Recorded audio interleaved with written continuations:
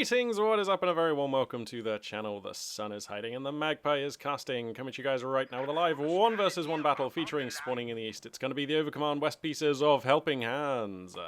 And spawning in the west, it's going to be the Soviet pieces of Brosrus. So, yeah. It just seems like all the time there are just two absolutely amazing players just playing on the ladder. Actually, you know what? I should probably check. When's that huge tournament happening? Is that this weekend or next weekend that the first round happens? If it's this weekend, this actually could be a tournament relevant game. I don't know. Yeah, I'll probably go and check that after this. But anyway, for now we have two fantastic players to watch. And yeah, looking forward to seeing what they're going to bring here. Looks like Brosrus is going to go with the NKVD rifle disruption tactics yet again, which we've seen him use recently on the channel to great effect. And Helping Hands looks like he's rolling with Special Operations Doctrine, Ground Offensive Doctrine, and Luftwaffe Ground Forces. So yeah, pretty comprehensive and interesting roster there. In response to several comments I've had on the channel, thank you very much for your feedback. I have upped the gain incrementally on my mic, and the levels look good. I've got like real-time monitoring here, and it seems like my voice is consistently quite a lot louder than the video game sounds, so hopefully I'm coming through loud and clear, and this is an improvement over previous videos. As ever, your feedback much appreciated, so please do let me know. One of the limitations, of course, of like monitoring my own stuff is that when I watch back my videos and do a test video and things like that, I'm listening to it back over my own setup, and what sounds fine on my setup might not sound great over the majority of viewers' setups or whatever. So it is really useful to have some feedback from the people who are actually listening to the videos. Super interesting stuff here from Helping Hands, because we've got a Kubelwagen, and I actually don't think I can even remember the last time I saw a Kubelwagen out on the field. So yay, love a good wagon opening. We're going to see exactly what Helping Hands wants to do with this. He's capping points right now, and that, of course, the primary strength of the Kubelwagen in the super early game. It does cap points, and it does cap points at an accelerated rate. So I believe they cost 210 manpower as well, which is like relatively cheap-ish. I mean, let's be real, you're not getting much for the Kubelwagen, so 210 seems like, I'm not even going to say it's a fair price. It's definitely a price. So yeah, and he's going to be using it here to chip away at the enemy infantry. We've got a fight coming here in mid, but let's just take a quick look at what the Kubel's veterancy is up to these days. Okay, detection is kind of useful. Do you have to pay for it? It's a toggle ability. Oh yeah, I remember that one. Mobility. The vehicle can repair when out of combat. Better MG. More suppressive fire. Interesting.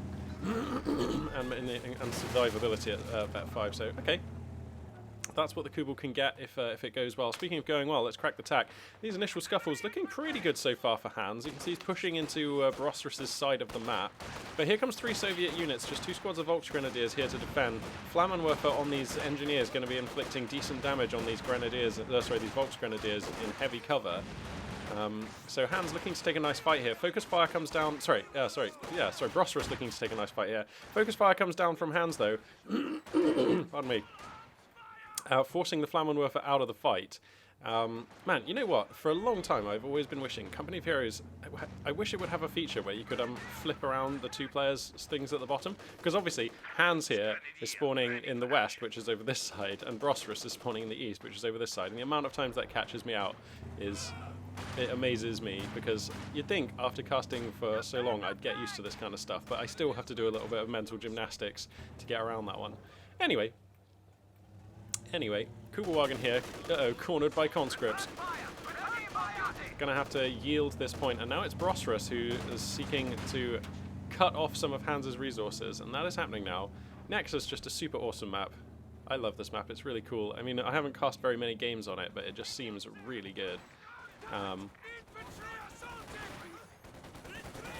Storm Pioneer's gonna get the jump on some conscripts here, and that's nice stuff, at least something going well for Hands on this map.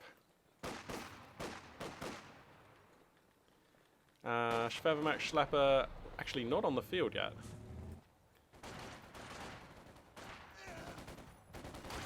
So no tech for Hands coming anytime soon. Looks like we do have a support weapon Campanile coming up for Brosrus, so he's going to have access to all of the weapons he likes, and the Maxim going to be the first thereof. And yeah, you have to think that's going to stand him in pretty good stead.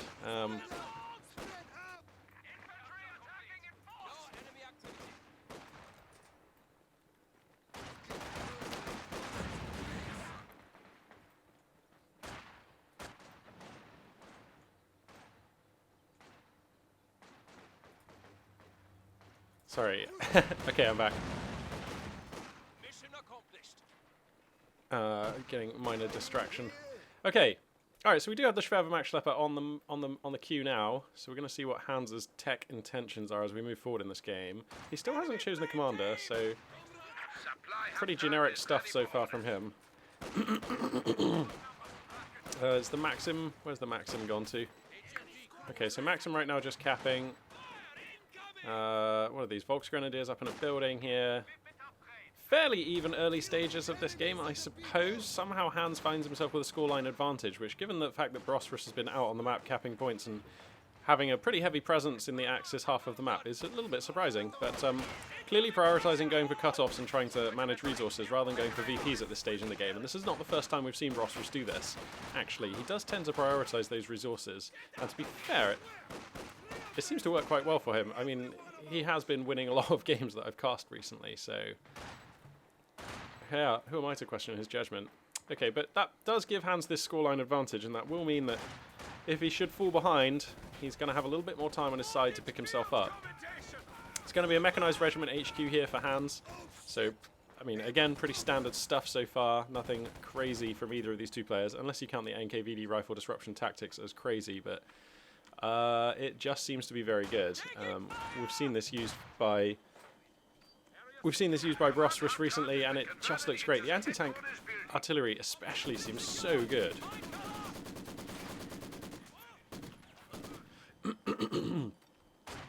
Oh, pardon me.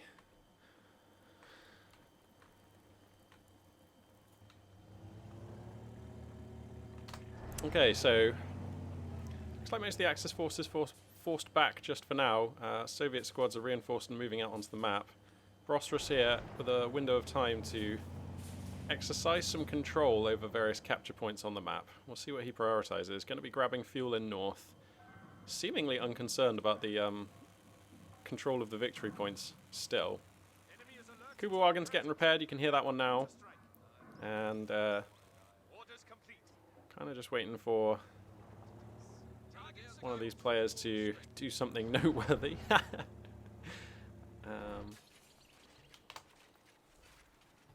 T-70 here going to be the choice for Bosphorus. And it's going to be a Panzer II for Hans. So, we're going to see a light tank face-off here. As these two players just... no drama, really, in the early game. No squad wipes, no massive swings, no super cunning maneuvers. These two players... deflecting each other, neither of them really landing any significant blows. But now we have some slightly more destructive units coming out onto the map. The T-70 and the Panzer II, their capacity for DPS a little bit higher than everything else we've seen so far. Panzer II going to get committed down here in the south. And where's the T-70 at? Okay, so the T-70 also actually down here in the south. Gets hit by a Faust pretty early, so that's slightly frustrating. Two squads of engineers should be able to set that one correct in just a second. Mines here, blasting some Volksgrenadiers as they seek to gain some territory here for Hans. Panzer II just continuing to ply its trade, doing some work, but not getting the most damage. I mean, conscripts in a building, always going to be quite tough and relatively low value targets. So the amount of veterancy coming onto that Panzer II, not the best. The T-70 scoring a little bit more damage so far. The T-70 is such a good light tank. Oh my goodness, the rate, pardon me. The rate of fire on its gun is just so extreme. Look at it go, it's just like duking on this Panzer II.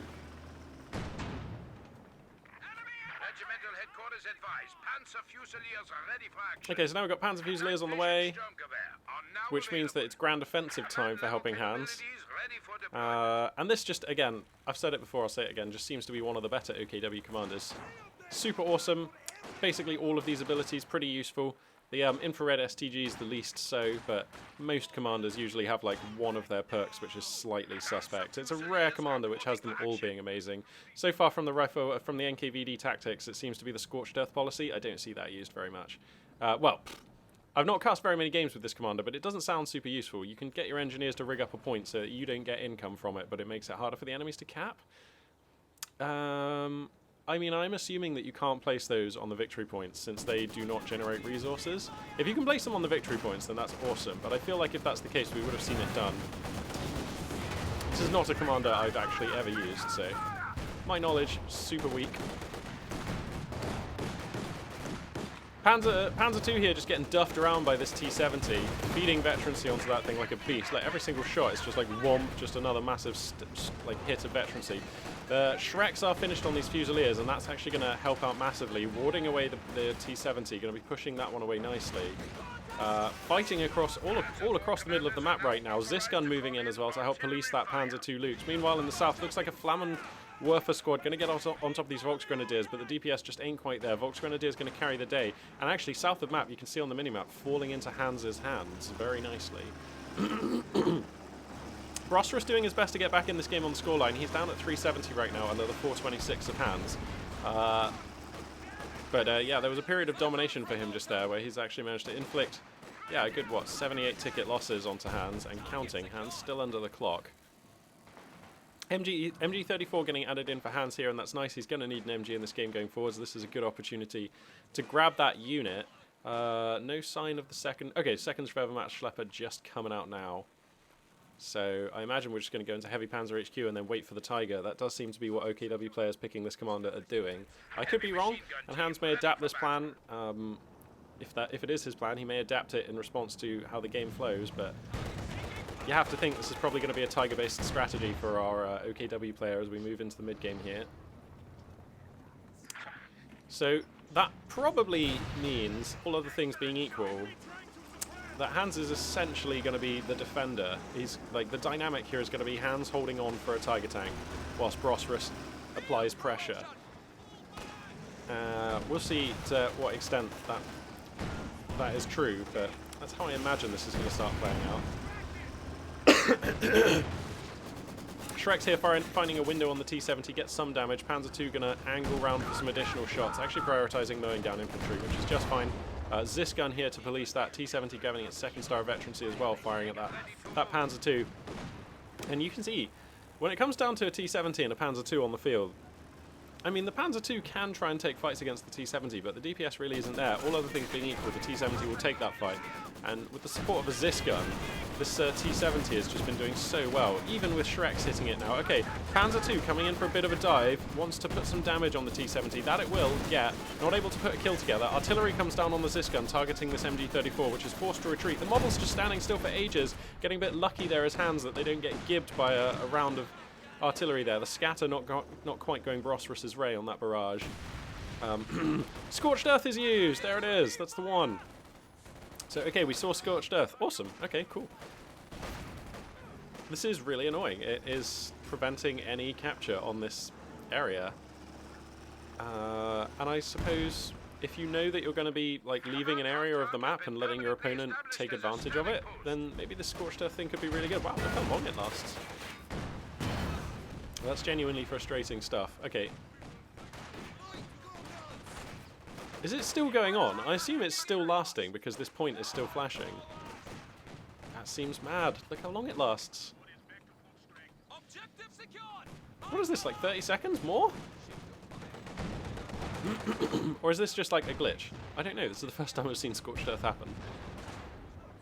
Oh well, anyway, Panzer 2 policing Soviet advances down in the south, able to push back some of the infantry down there. The T-70 is repaired and is, or mostly repaired, and is trying to put some damage down. I'm just going to assume this is a glitch. There's no way Scorched Earth can last this long, right? I mean, right? Schwerpanzer HQ gets deployed more or less on the doorstep of the Axis base. Pretty safe positioning here from Hans. We've seen it sometimes on this map where players try to position it a little bit further out in the south of the map, somewhere around here to just guard a couple of points. But Hans going to be playing this one safe. As well, he might, if you're playing a more defensively oriented style on this map, holding out for a Tiger tank. You don't want to take risks with your tech buildings. Looks like Mechanized Armored Campanile has finished for Brosserus. We're going to see a T-34 coming out at this stage. And this is a T-34 that I like.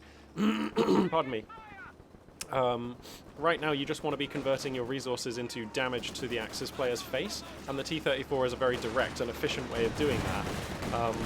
I guess Brosserus feels like he's had the lion's share of resource control, or at least he's not worried about a Panzer IV or a Panther coming out anytime soon, which seems like a reasonable assumption to make.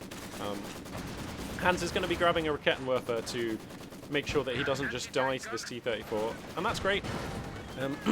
That's a sensible choice, and he's actually floating enough manpower here that he could just take another choice, Obersoldaten or another Rakettenwerfer if he wants. Panzer II actually finally finding some shots on this T-70, going to grab itself some more veterancy there, very nice. Some pretty huge fights going on here. That is a horrendous amount of burning noise. And alright, let's quickly crack the tack. So Brosserus firmly takes control of the middle of the map. He has the better end of resource control, like only just, but this is a really nice position to hold. The T-34 hitting the front just here, just looking for damage. It's going to find it. Kettenwerfer not quite aligned, so that's a little bit unlucky there for Hans. And there we go, that is going to ward off the medium tank for now. But Hans is having to fight a really difficult position. If Hans loses any more ground, it's going to get quite desperate for him. And Brosserus looking to do damage right now. And Brosserus, I am loving his Soviet unit choices. Like, I am very keen to see what he goes for next as he gets more and more fuel. 32 fuel income, just fine right now for any Soviet player. And is he going to go for a Katusha? Is he going to go for an Su-85? Is he going to go for a second T-34? I think the second T-34 the weakest of those choices. I think you need to diversify your roster. One is absolutely fine, but he manages to pick up the T-70. Nice shot for Hans there. Grabs that one off the Kettenwerfer. Wow. But that's fine. The T-34 providing a lot of redundancy for the role that that T-70 was providing. Like, he still has a rapid armored choice that can just hoon around the map doing damage to the Axis infantry. Excuse me 1 second.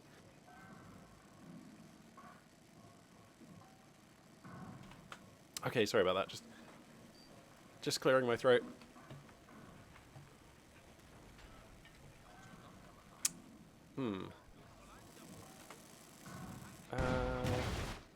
Okay.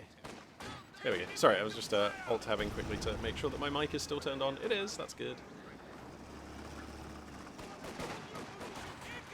Alright, so Hans has been under the pressure for quite some time now. He's actually trailing in the scoreline now, 345 under 360, unable to take back control of the middle VP. Brosserus entrenched in this position where he has weapon teams just making any Axis advance very difficult. And this is like a forward operating point for this T-34 to repeatedly strike forth and look for damage on the Axis units, which it is finding a reasonable amount so far.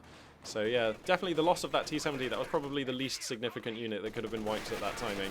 So Brosserus's operations basically continuing, just with slightly less momentum, but yeah, this T-34 basically doing what the T-70 could do, only a little bit heavier, a little bit better.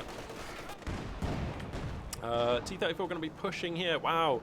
And it looks like Hans losing a little bit more ground. He's able to punch through some Volksgrenadiers and grab north, which is really nice, but this isn't going to last long. Here comes the T-34 to shove these units out, and after that, he's going to be under a triple cap, more or less. There are engineers in tow here, so the capture are going to come down in rapid order. And, wow, there's a Shrek on these Volksgrenadiers. It must have been dropped off of the Panzer Fusiliers and been able to get picked up. That's pretty cool. Second Kettenwerfer being added in here for Hans, and that does make sense.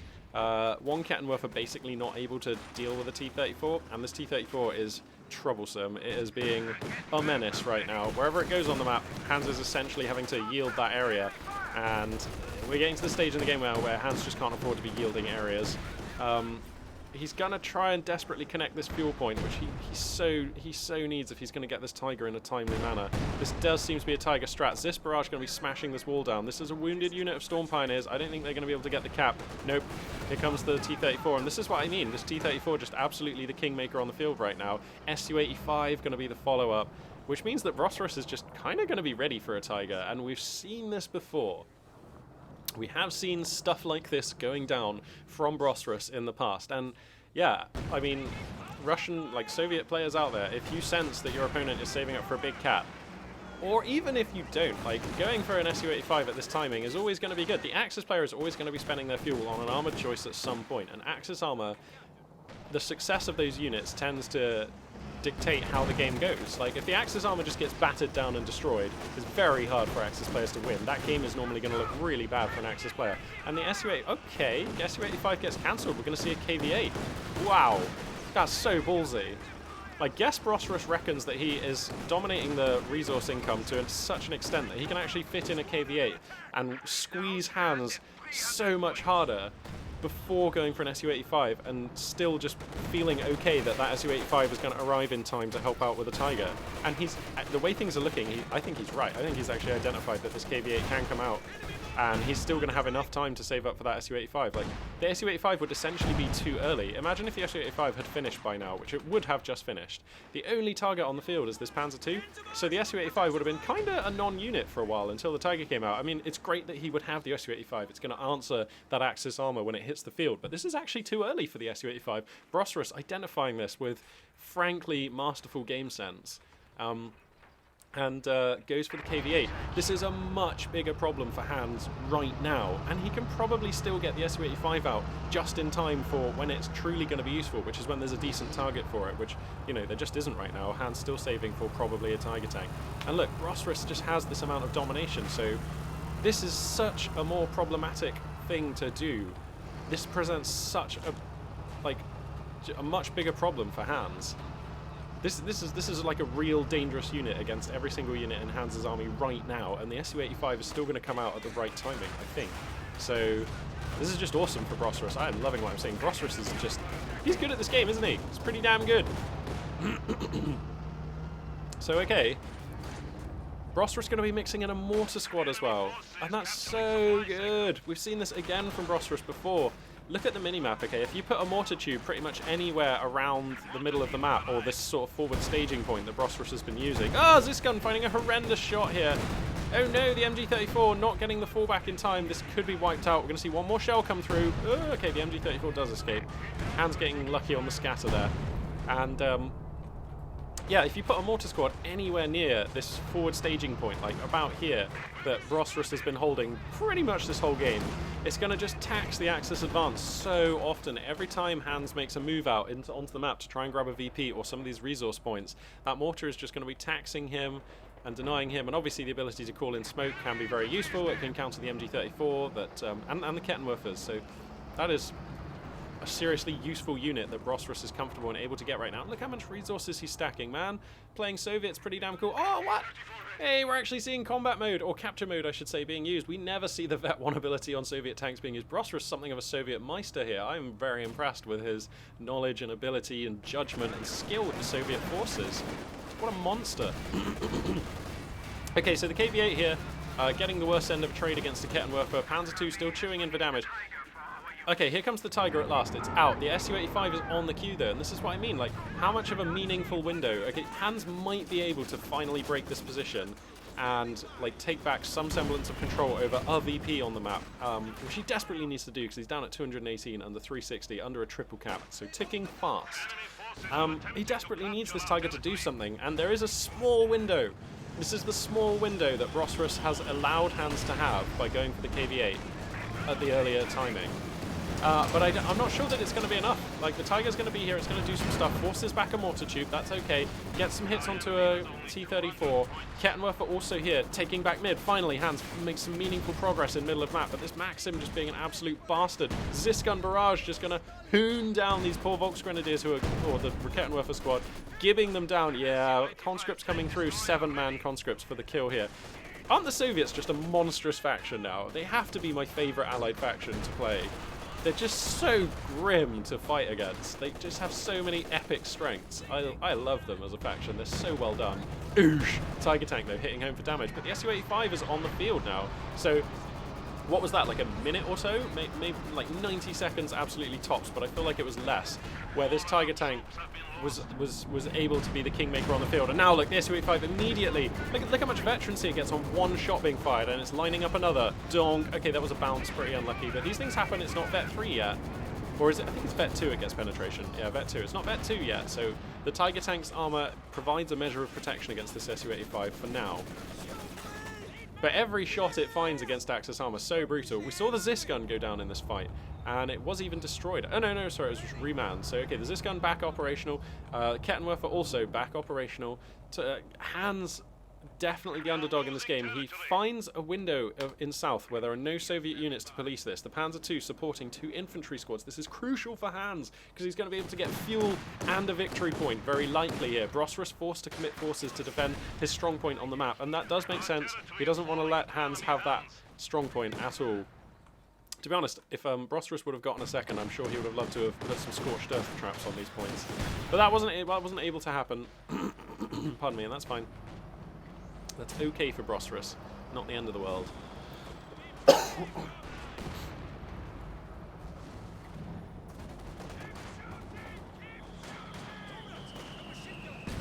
Okay.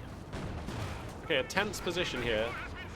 Tiger tank angling for targets. Soviet units edging forwards to try and get this middle VP. Managed to get some conscripts on there, so the cap's going to start coming down. Where's the MG34 for Hans? It's coming out now, but it was not overwatching this position here, which means that these conscripts are going to be able to decap it. That's crucial. Hans at 160 under 358, so his back getting very close to the wall right now.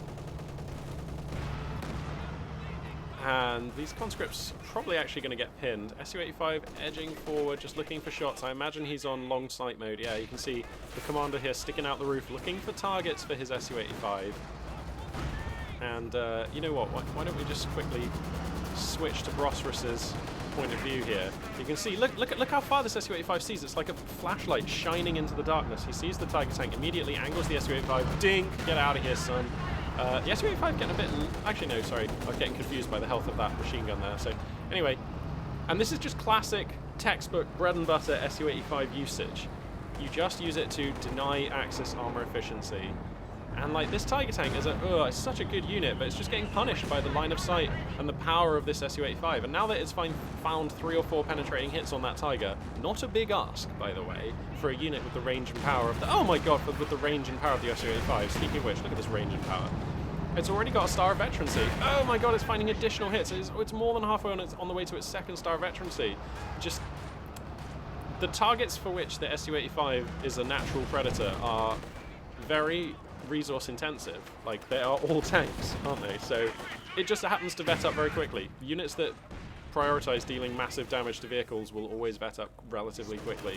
Because of the way value and damage is calculated in this game, like, doing damage to tanks is just worth loads more than doing damage to infantry, so you can vet up in a much more abrupt fashion. This Su-85 is being a menace. Nearly 2 stars of veterancy already. I swear Soviet players underplay the Su-85, because every time I see one, under the right circumstances, it's just an absolute brute, and it becomes, like, the biggest factor directing the flow of the game. And I think we're seeing that right now. This Su-85 is dominating the field. It has control over so much Axis resources, and limits the tactics available to the Axis player, like, so much. I actually would not hate seeing a second one, but Brosterus, a rich man right now. Actually, he's at unit cap, so till he loses some units, he can't be taking anything.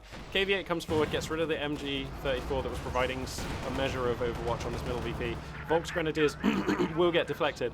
The only thing Brosterus could be doing better, perhaps, is tasking some units a little bit sooner to come and get rid of these points, because Hans actually not able to commit any units really to defend down here. Brosterus is finally tasking some conscripts with going down there to investigate the prospects for taking back those points right now. Obviously, if he finds them undefended, he'll be very happy. But there's still a Panzer II on the field, 3 stars of veterancy on that one. So that's a unit, a fast response unit that could go and police those conscripts rather rapidly, and that would deflect like just 1 squad of conscripts. So Hans will have that option. He's just repaired the Panzer II as well, so that's nice. Tiger finds some hits on the Su-85 at last, but 2 stars of veterancy is up on that Su-85, so basically most shots are going to penetrate that hit the Tiger, so that's pretty dire. These conscripts actually still going unchecked. The Panzer II now being tasked with going to deal with them. There it is. But, I mean, even just decapping this point, which these conscripts have achieved, pretty massive. And if they get the cap, that's even bigger. They do, they get the cap. So, I mean, that is material damage being dealt to the one thing that Hans cannot afford to give up right now, his scoreline. So, Brosterus, that represents a significant hit. Hans on the ropes right now. And, like, this is just a game which Brosterus gained the advantage and has relentlessly declined to let go of that advantage. He's just so good. His unit choices, his positioning. He is used to dealing with OKW players who try to rely on the Tiger 1. I think that is fair to say. From what I've seen, this is a game plan which Brosterus seems very comfortable executing. And it is hard to fault his execution. Okay, alright, I like this. We've got Stuckers of Foos on the queue here for Hans. That's a pretty cool choice. There are a lot of soft Soviet targets here that unit can exploit, and Brosserus has been quite static with holding this location here, so depending on the scatter on those rockets, the Stuckers of Foos are more heavily RNG dependent unit than most. Oh wow, MG34 going down here. Yeah, the Stuckers of Foos are more RNG dependent unit than most, but if you get some good barrages, I'm open to seeing what this unit can do in this game. I'm not convinced it's going to be enough. To a certain extent, I kind of feel like Hans needed to save for a Panther and try to put together a kill on this Su-85. I mean, that's the alternative, isn't it? Is that a better choice? Yeah, I guess so. I don't know. I don't know. Because you can see Hans had, like, more fuel, so he could have held on to the manpower that went into the Stuckers of Foos and gotten a Panther, like, relatively soon. I don't know. I like the Stuckers of Foos just fine right now, and I feel like Hans kind of feels like perhaps he has to try something slightly left field. Perhaps try to go for the less expected tactic right here. Conscript, though, connecting onto the South VP, and this Hans cannot sustain.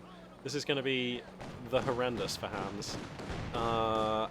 Okay, Axis forces managing to connect to North VP though. Brave Volksgrenadiers getting in here. Incendiary comes down onto these conscripts. Nice! Forces a fallback. That is exactly what Hans needed. Tiger support is in the hood, and additional Volksgrenadiers moving in. KV-8 doing grievous damage in mid, but that's kind of okay if Hans doesn't get... well, he didn't really need to get mid, to be honest. Oh no, he's under, like, he's bleeding out at 2 per tick right now. Going to be redressing that with these Volks, but, like, if Brosserus commits, yeah, what do you do now? Because the natural counter to this KV-8 is the Tiger Tank, but when you can't commit the Tiger Tank, look at this Su-85's positioning. He's waiting for the Tiger Tank to be moving along this area to get into the north of the map. And look, nope, the Tiger Tank cannot support these infantry, and oh no, they're going to get burned out. I mean, that might just be game, to be honest. Losing a 4-star squad of core infantry at this point in the game. And now we're seeing the Tank Hunter artillery come down, looking for the Tiger Tank, which is actually just not going to be hit by this, so that's okay. But, I mean, when you're floating this many... when you're this far ahead, sorry, as Brosserus, it's okay to take a speculative artillery strike there. And we saw against Jove, that speculative artillery strike, the Tiger Tank was just in the edge of the radius and, like, suffered heavily for it. That's game. That is absolutely game. Wow. Brosserus, a monster there. That's 2 games against 2 of the best players in the scene that I've seen him play recently, where I'm like, he just looked like he was very comfortable, and that's rare. Normally when you see top-tier games between 2 very talented players, it's a close affair, and you feel like there are, like, moments for both players to get the advantage, or moments of ascendancy for each player. Not really so that game. I just feel like Brosserus is comfortable playing against OKW, who lean on that sort of strategy, so... I'm coming out here just to check out and see if there's another game, because I'm just loving casting right now, and I just fancy leaping into another one here. So we've got another game with HelpingHans at the top of the ladder here. So he is playing OKW against the American forces there. We've got a game with Billie Eilish and Akazawalzumi. Thanks for choosing a nice, easy screen name there, bro. We got Me Love, ATC, Pineapple Fruit Dude, CC Art...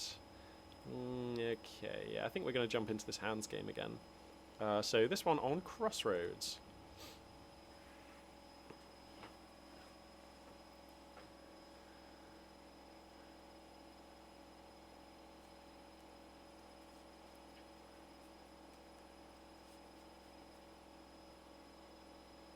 No, I am just going to run and grab some water, just so I won't be long, hang on.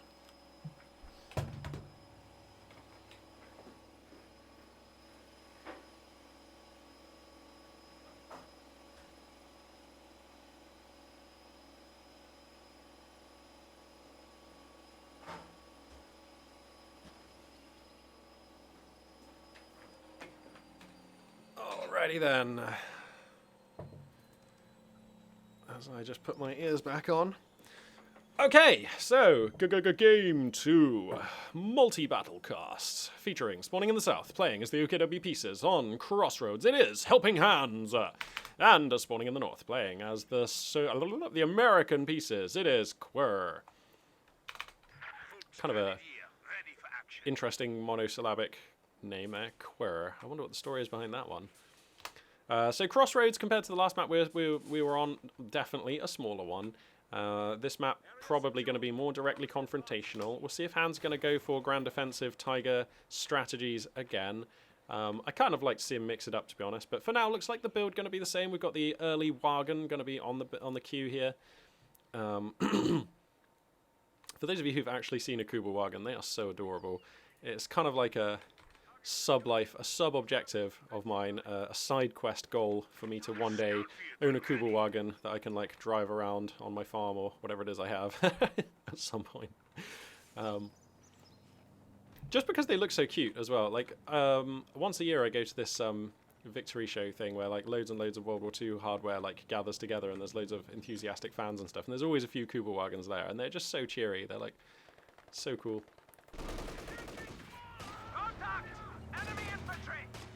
Okay, so the wagon here going to reveal itself immediately, of course, going to start laying damage into these rear echelon. Fight being taken here in south. Looks like the Storm Pioneers getting found out, pardon me, by 2 squads of riflemen. Not a fight that they can take initially. Hans hiding them behind a line of sight blocker, waits for the Volksgrenadiers to get in. They get the attention of the riflemen, and this may provide an opportunity for these Storm Pioneers to close in for real damage. They're going to have to get across the negative cover of this road first, though. Actually, no, they're content just to take shots from this light cover and then hide again. Hans, ever the cunning tactician here with his Storm Pioneers, skimming them along the side of this bit here for damage. Uh-oh, but now the rifleman, angered and in the hood. Oh, at this range, can he really take this fight? It seems like bleeding manpower into a lost cause here, and Hans agrees. He's going to get his Storm Pioneers out of there. Nicely done. If we crack the tack here, we can see the Kuba wagon actually darting in, grabs a deny on 2 resource points and 1 fuel point. This heavy losses, effectively, heavy resource losses for Quer, who's going to come on out here. Yeah, he's going to take this back, but this is so annoying. Look, the Kuba wagon just staying to get the maximum amount of denied time here. Beautiful use of a Kuba wagon there. Hans demonstrating the utility that this light, maneuverable, fast capturing unit can provide.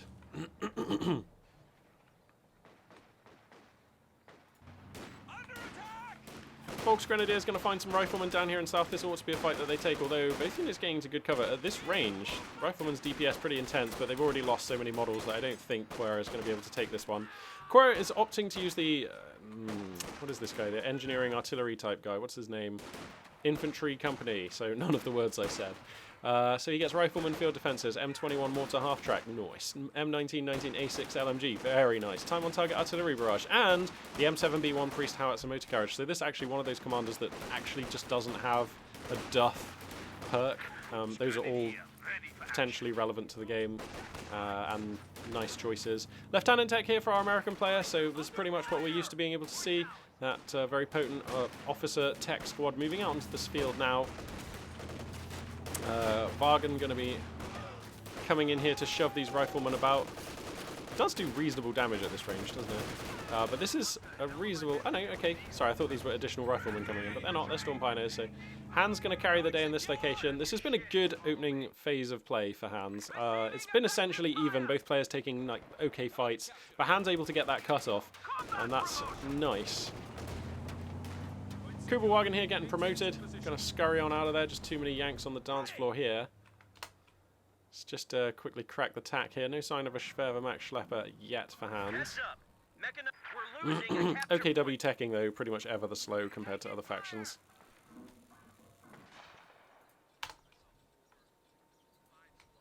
Do you remember the days when OKW got 2/3 fuel and munitions income? Man, that was so bad.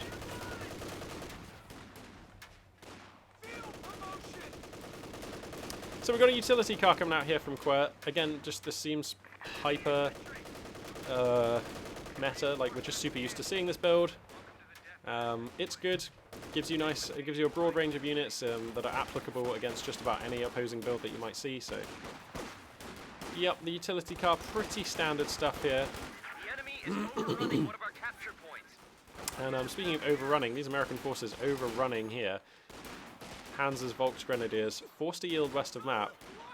And actually, Hans's map presence right now, pretty poor. A lot of his units back reinforcing, rearming. He has some Volksgrenadiers that were garrisoning this building, and they're going to come out here, try and get something done. Here comes the utility car, though, and that will probably be able to shove those Volks out of there, as if all of this American infantry wasn't enough.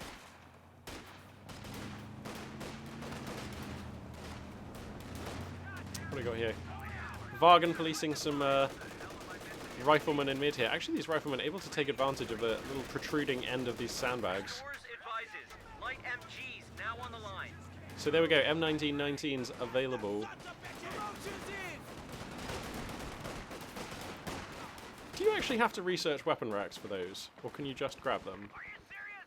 Now? Boys, we just got promoted. Yeah, you can just grab them. That's so cool. The M1919, an absolute cruiser in terms of damage. Whoa, Volks Grenadiers squeaking out of that fight. That was close.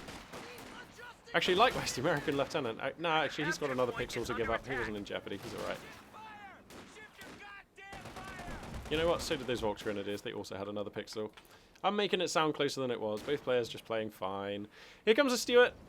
And, yeah, this is the American build right now. Just go Rifleman, Lieutenant, Utility Car, Stuart.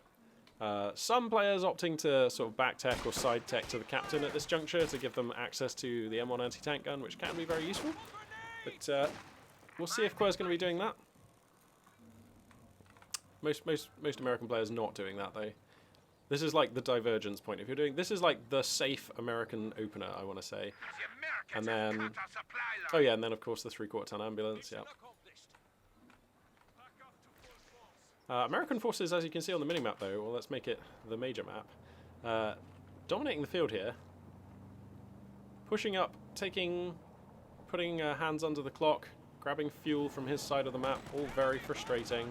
Kettenwerfer on the field here, and it is in position to deal with this Stuart. So we're going to see some shots taken here. Donk, nicely done. Lots of Volks Grenadiers here as well, all looking very angry. These Americans could go for the VP, and I'm sure when Quer notices, he will task them with doing that. He's just seen how many Volks Grenadiers there are in this area of the map. Actually, some rifleman mines in interesting positions here. No metal detector out for hands right now, so that is a risk that one of his units could wander into those mines. 2 stars of veterancy on the Kuberwagen. Nice. Mobility increased. And Hans manages to access middle VP and could be capping this VP. At the moment, these Volks can tend to lurk in heavy cover. There we go, now they're on their way. Going to put down some sandbags here as well.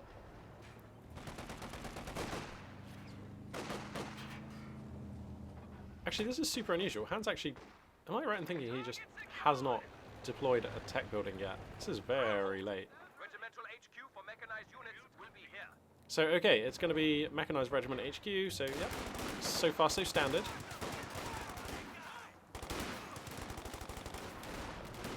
American forces going to be coming through here. This ought to be enough to displace all these Axis units. The Kettenwerfer gets caught out straight away. Without the Kettenwerfer, there's really no answer for the Stuart, and the Stuart will push away all of the other infantry. So, boom, just like that. Quer takes back west of map. Someone get us out of here!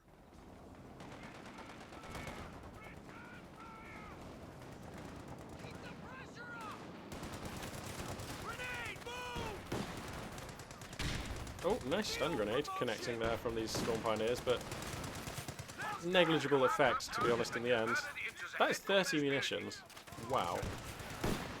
So why did Hans throw that stun grenade there? I'm not quite sure I follow. It's not like he was closing in for damage with those Storm Pioneers. Maybe somebody who has better game knowledge than me can let me know in the comments. Genuinely curious.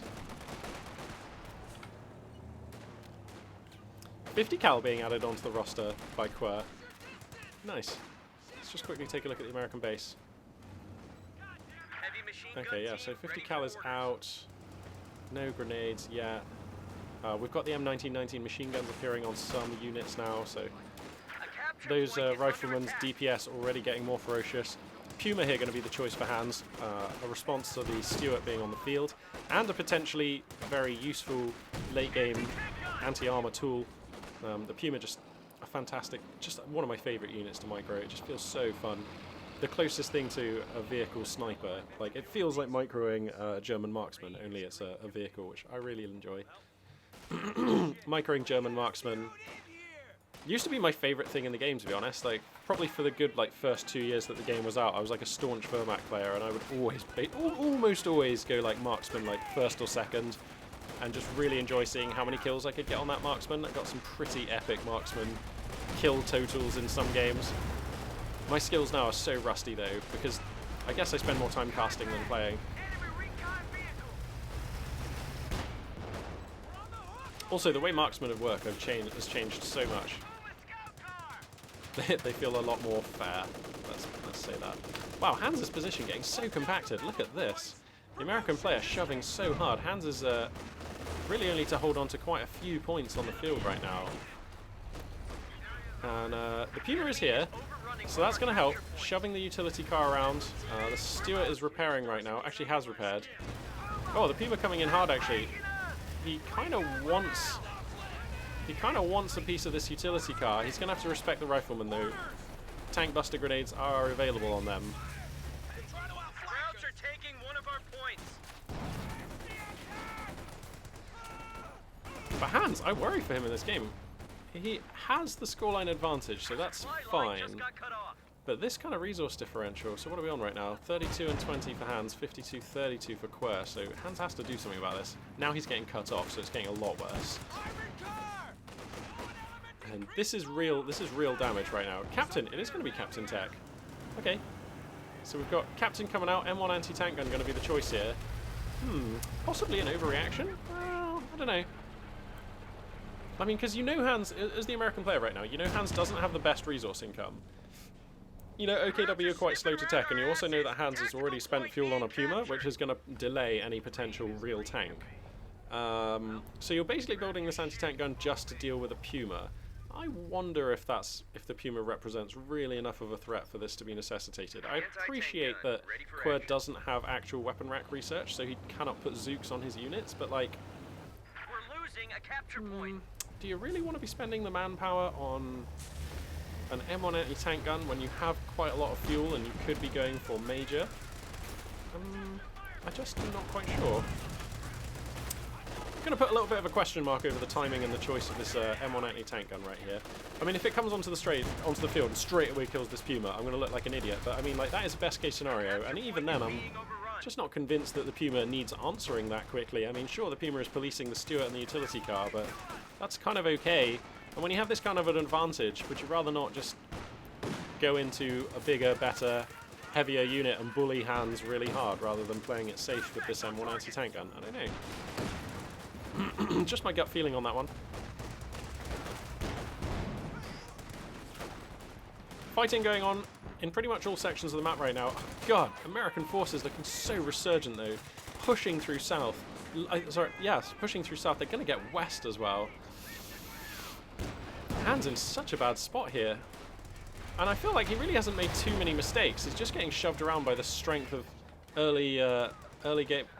Is this Hans GG'd? Wow. Yeah, Hans just getting shoved around by the strength of early game American units. I feel like one of the key difference makers in this game has to be that M1919 machine gun, because it just means that it's so hard to take a fight against this roster. Look at these American units. He's got 4 squads of pure Dakar. Trying to take a fight against that with like Volks is difficult. And Hans went for this Puma, which I don't mind. I actually, said that I do like Pumas, generally speaking, as a unit. But was the Puma the right choice under this circumstance? I don't know. I feel like the real threat in this allied roster is really the infantry, and therefore a Panzer II might have been the safer choice. Because, like, how do you deal with these Axis squads with 4 squads of Volksgrenadiers and, like, an MG34 OK, which is a fairly recent addition to the army, hasn't really been here for most of the time that this game has been being played, and like Storm Pioneers, of course.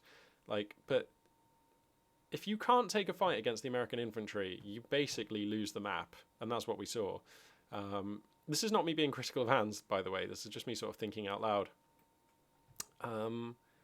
So yeah, and then the American roster so diverse, now with a 50 cal, now with an M1 anti-tank gun, and like just all the resource income in the world, free to go for major tech now later on. To be honest, he's going for major tech now, but I think he could have gone for major tech a little bit earlier and not got this anti-tank gun, and then like just kind of deployed Sherman to the face or something. Like I feel like that's the higher impact play for if you've got an early game opening as good as Quer was able to get here.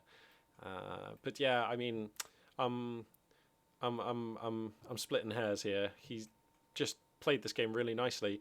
Nice to see that the infantry company doctrine able to pull its weight and provide some real punch against in the top tables of the game. Just all of these choices very useful.